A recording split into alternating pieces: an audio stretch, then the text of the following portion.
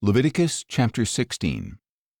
Now the Lord spoke to Moses after the death of two of Aaron's sons when they approached the presence of the Lord. And the Lord said to Moses, "Tell your brother Aaron not to enter freely into the most holy place behind the veil in front of the mercy seat on the ark, or else he will die, because I appear in the cloud above the mercy seat."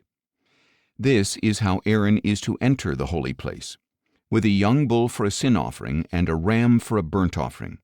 He is to wear the sacred linen tunic with linen undergarments. He must tie a linen sash around him and put on the linen turban. These are holy garments, and he must bathe himself with water before he wears them. And he shall take from the congregation of Israel 2 male goats for a sin offering and 1 ram for a burnt offering.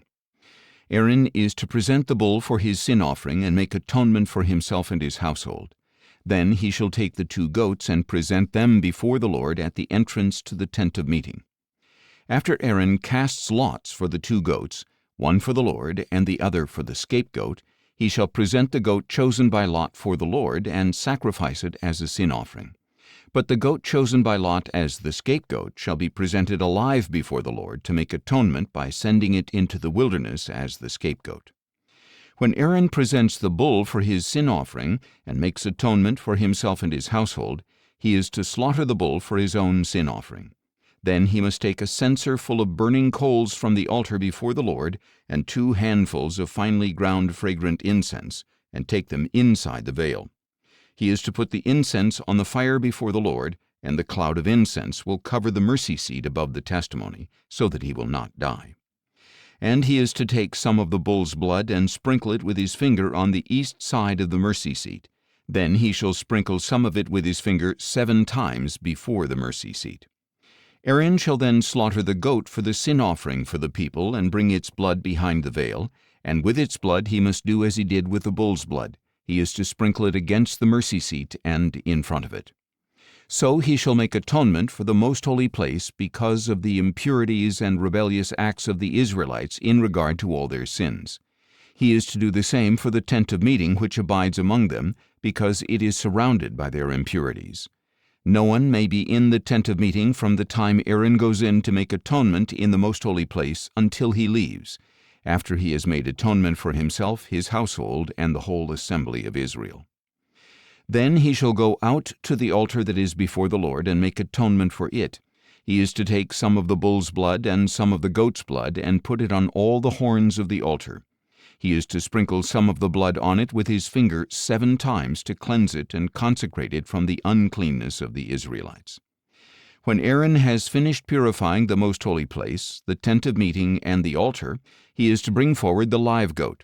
Then he is to lay both hands on the head of the live goat and confess over it all the iniquities and rebellious acts of the Israelites in regard to all their sins. He is to put them on the goat's head and send it away into the wilderness by the hand of a man appointed for the task. The goat will carry on itself all their iniquities into a solitary place, and the man will release it into the wilderness. Then Aaron is to enter the tent of meeting, take off the linen garments he put on before entering the most holy place, and leave them there. He is to bathe himself with water in a holy place and put on his own clothes. Then he must go out and sacrifice his burnt offering and the people's burnt offering to make atonement for himself and for the people. He is also to burn the fat of the sin offering on the altar. The man who released the goat as the scapegoat must wash his clothes and bathe himself with water. Afterward he may re-enter the camp. The bull for the sin offering and the goat for the sin offering, whose blood was brought into the most holy place to make atonement, must be taken outside the camp, and their hides, flesh, and dung must be burned up. The one who burns them must wash his clothes and bathe himself with water, and afterward he may re-enter the camp. This is to be a permanent statute for you. On the 10th day of the 7th month you shall humble yourselves and not do any work, whether the native or the foreigner who resides among you, because on this day atonement will be made for you to cleanse you, and you will be clean from all your sins before the Lord. It is a Sabbath of complete rest for you, that you may humble yourselves. It is a permanent statute. The priest who is anointed and ordained to succeed his father as high priest shall make atonement. He will put on the sacred linen garments and make atonement for the most holy place, the tent of meeting, and the altar, and for the priests and all the people of the assembly.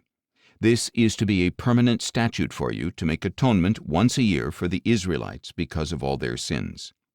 And all this was done as the Lord had commanded Moses.